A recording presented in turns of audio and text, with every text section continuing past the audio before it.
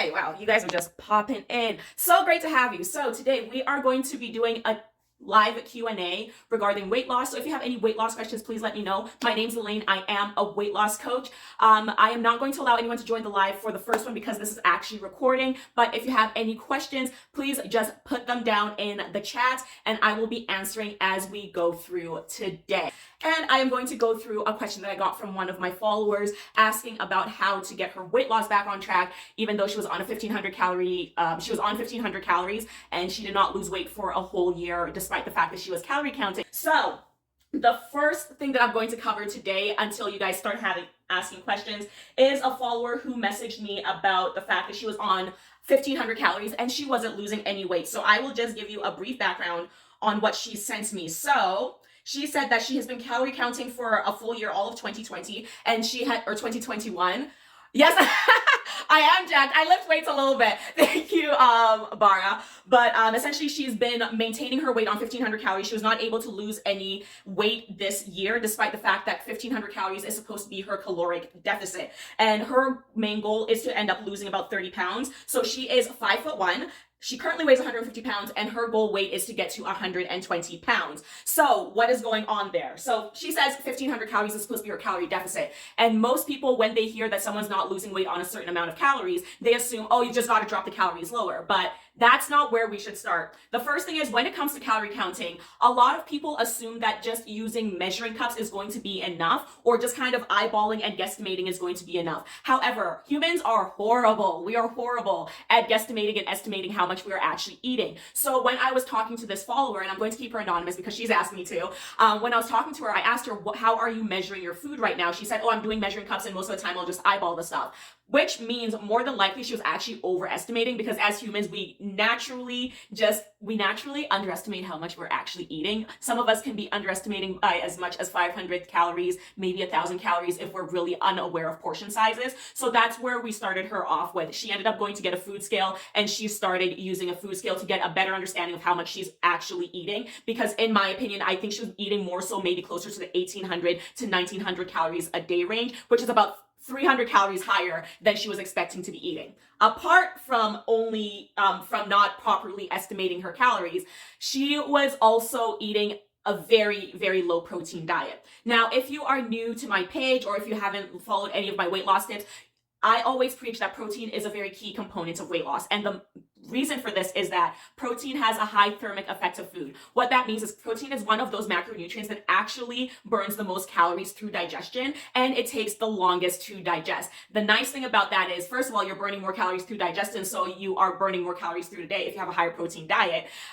Thank you so much for following Not So Girl. The other importance of protein is that because it does take longer to digest, it keeps you fuller longer, which makes it amazing for helping with your weight loss journey, because you're going to feel full for longer, so you are less likely to have a lot of cravings or to binge if you increase the amount of protein that you have in your diet. So she was eating about 50 grams of protein a day. For someone who's about 150 pounds, realistically she should be aiming to eat anywhere from 120 grams of protein to 150 grams of protein a day. So she was under eating her protein significantly. Now, one question I get from people who are not used to consuming a lot of protein is, what are good protein sources? If you're someone who is an omnivore, you're a meat eater, you'll eat anything under the sun, I always say start with the easiest source, which is meat. Lean meats like your lean ground beef, your chicken thighs. I love chicken thighs over chicken breasts, by the way. I find chicken breasts very dry. Chicken thigh has a little bit more fat in it, but it's very juicy. Great sources of protein. If you have, one chicken thigh, or if you make ground beef into a burger, if you have a main source of protein with each of your meals, you can ensure that you are at least consuming enough to sustain your body, as well as enough protein to maintain your muscle mass. And I'll get into why muscle is so important later. Thank you so much, Grace. You just saw the message.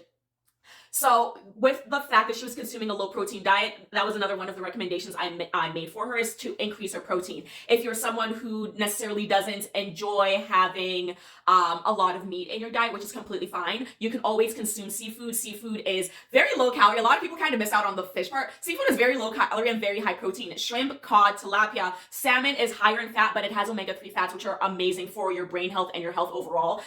Those are some of my favorites. If you're someone who likes more adventurous seafood, I absolutely love love mussels. Clams are a great source of protein as well. And if you're a little bit bougie and you can afford it, crab and lobster have an amazing protein content that can help you also get closer to your weight loss and weight management goals. So protein is such a key component if you're someone on a weight loss journey and you haven't been keeping up your protein content in your diet. That is a key place to look at if you found that you've reached a weight loss plateau, or during your weight loss journey you are having a lot of hunger cravings and you don't know what to do.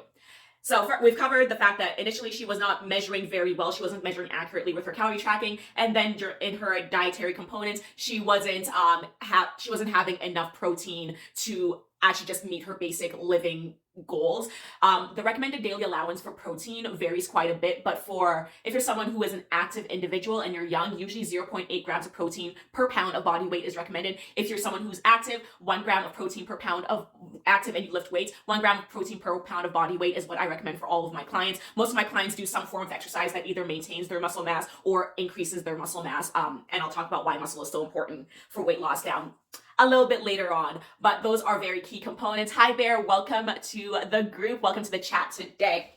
So we're into diet right now, and I also want to mention with her diet, one of the reasons why she was always hungry was because she also had a very low fiber diet. So with this follower, when she messaged me and we're going over her diet, although she was eating at what she thought was 1,500 calories a day, she was eating a lot of packaged foods. So when she broke down her diet in the morning, she would have some Greek yogurt, which is a great source of protein first thing in the morning, and some coffee, and that'd be it. And then in the afternoon, she'd have a lean cuisine packaged meal. Nothing wrong with frozen meals or packaged meals, but sometimes they just don't have enough nutritional content to keep you full for a long time. And then after that, she would have a dinner. Sometimes she'd have packaged food for her dinner as well. And overall, when you just looked at her diet, it was very low in protein and very low in fiber. Now, the importance of fiber is that there's two types of fiber, insoluble fiber and soluble fiber. It doesn't really matter. At the end of the day, fiber ends up adding bulk to our stool, to our food, and it actually ends up keeping us fuller for longer because it takes longer to digest. So if you're on a weight loss journey and you haven't incorporated more fiber into your diet, then you are kind of missing out on a key component of keeping your cravings down and being able to maintain your satiety and making sure that you're full, because fiber is amazing for slowing down our digestion, helping us feel full, and making sure that we aren't having all of these random cravings coming in at us when we do decide to adjust our diet. When it comes to high fiber foods, a lot of it is going to be your fruits, your vegetables, and your whole grains. For fruits specifically, berries are an amazing source of fiber. So I actually have this 1 kilogram bag of frozen berries that I keep in my freezer. And I always end up making smoothies with those berries. When it comes to, so your blueberries, your raspberries, your strawberries, those are great sources of fiber that you can have in your freezer so that you can add them to anything in the morning, whether that be a smoothie, whether that be your, your yogurt, or you can just have the fruit fresh as itself first thing in the morning. So if you're on a weight loss journey, I recommend making sure that your protein is up and making sure that your fiber is up. That combination is going to make sure that you feel full after every single meal and that you reduce your cravings so that you're not going to get these random sugar cravings through the day.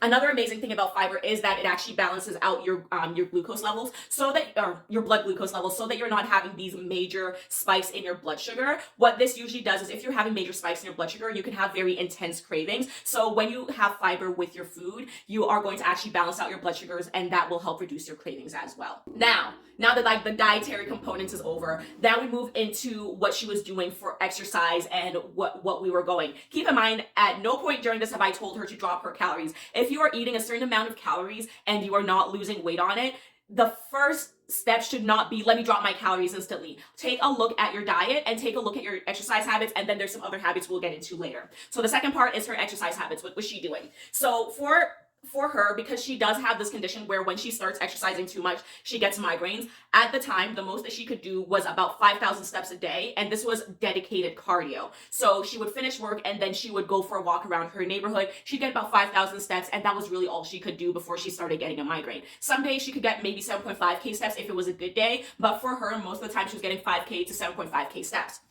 Now, I asked her, okay, well, that's what you can do when you are hey Samran, that's what you can do when you are doing dedicated cardio, when you are walking outside or when you go on a treadmill, but what are you doing through your day? There's this misconception that in order to lose weight, you have to do dedicated cardio in order to get your steps, and that's completely wrong. For me and for one of my clients who just finished her 6-month weight loss coaching program with me, we would get our steps through the day apart from exercising, by just making sure that we are active through our workday. Now, for me, I'm still working partially from home. So throughout my workday, I'll get up from my workstation, my office in my apartment, and then I'll actually go and pace around if I'm on the phone. So so if you're working from home, make sure that you're being mindful and get up at least every hour and do a quick walk around. I don't care if that's walking inside of your house or if you go outside and do a quick walk. You should be taking a break every hour while you are working from home regardless, just to give your eyes a break and to stretch out your body. And for me, I also have a treadmill in the house. So if I'm, let's say, reading a paper or something, doing research for work, I'll actually be on the treadmill and I'll be reading.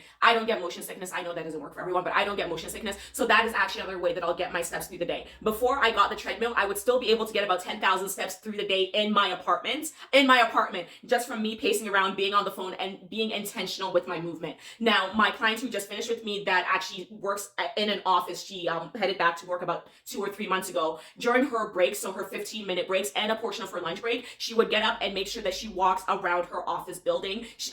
I actually have a family relative who does this as well, because she is closer to shopping centers. So during her break, she'll get up and walk to the shopping centers that are around her work. Those are simple ways that through the day you can increase your movement so that you're not having to do dedicated cardio at the end of the day.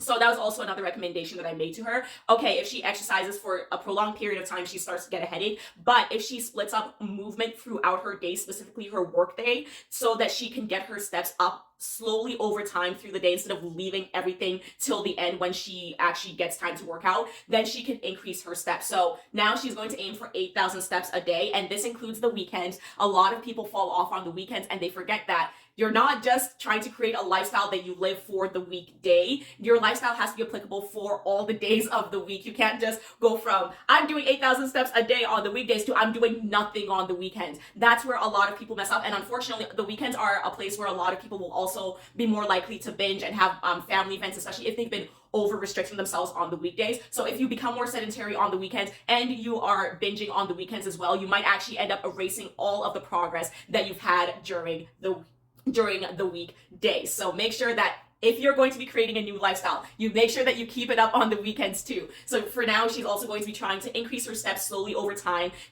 very slowly over time, so that she doesn't exacerbate the migraines that she gets from exercising. So now we are still in the exercise component.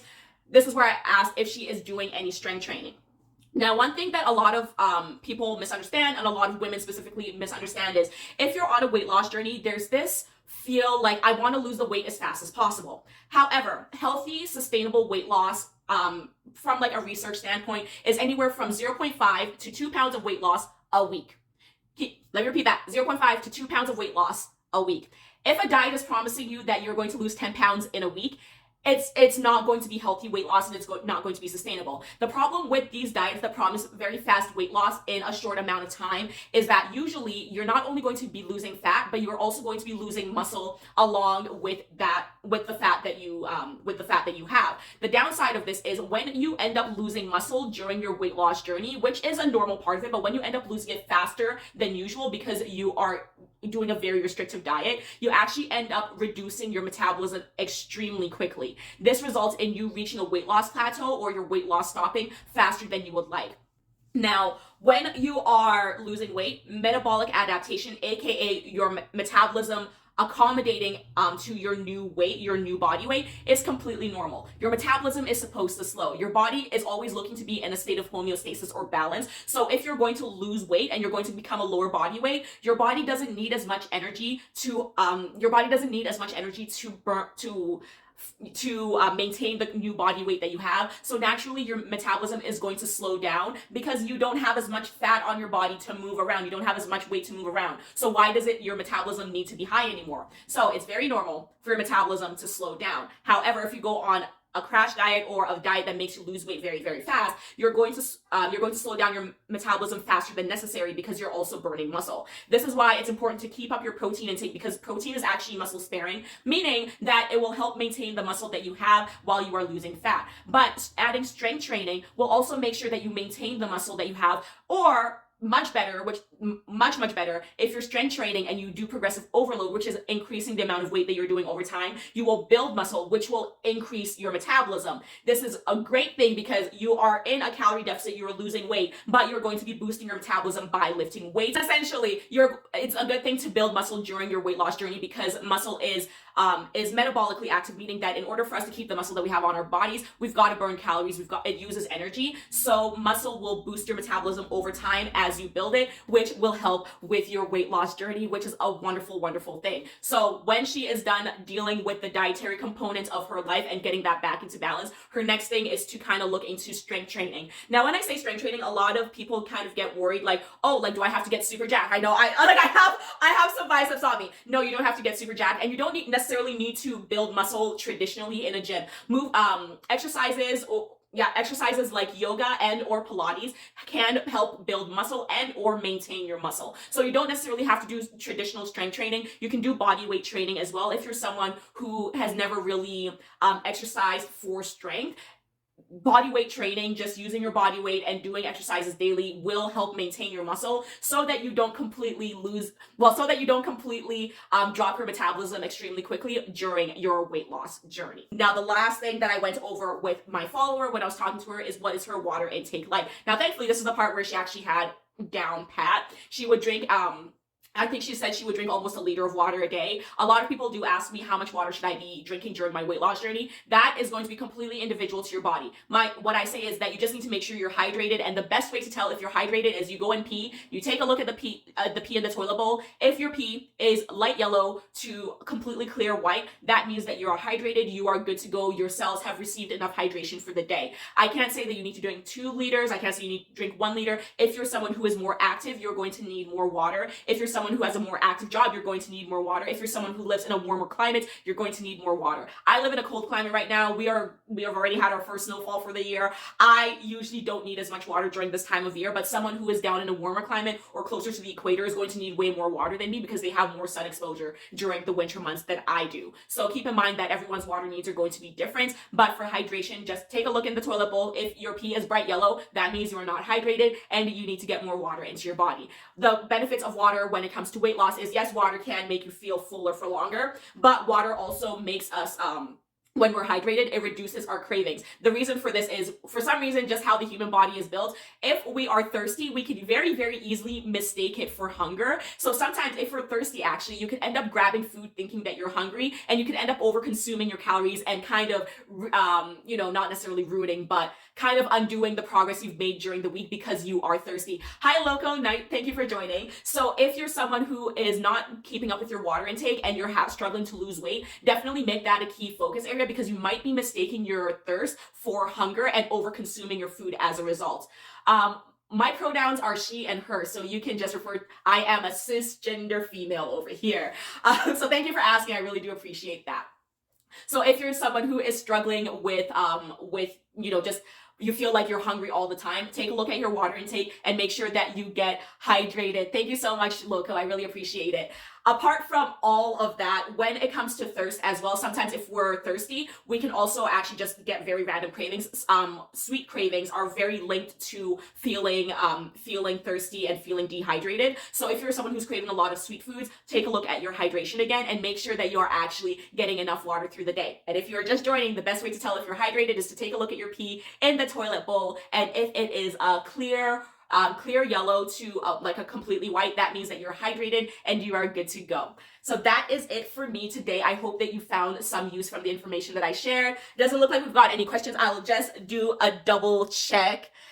There's a few of you just joining now. If you've got any questions, definitely speak now or forever hold your peace. Speak now, forever hold your peace. Okay, but I am going to close this out. Thank you so much, Loco. I appreciate it. It was great to be here. I'm definitely going to end up reposting this on my Instagram and my YouTube as well. And if you're interested in getting some help with your weight loss journey, I do offer a free coaching session for anyone who is not sure about weight loss coaching, but would like to go through the process and see if I can help you with whatever your goal is. So definitely pop over to the link in my bio if you're interested in weight loss coaching, or just head over to my website, www.fitnessbeyondaesthetics.com, and you can see the 6 weight loss coaching plans that I have out there. They are from as low as 41 USD per month to accommodate those of you who have different income situations. So find the package that works for you on my website, and I will see how I can help you. But thank you so much for being here, and I will see you in the next live Q&A. Bye.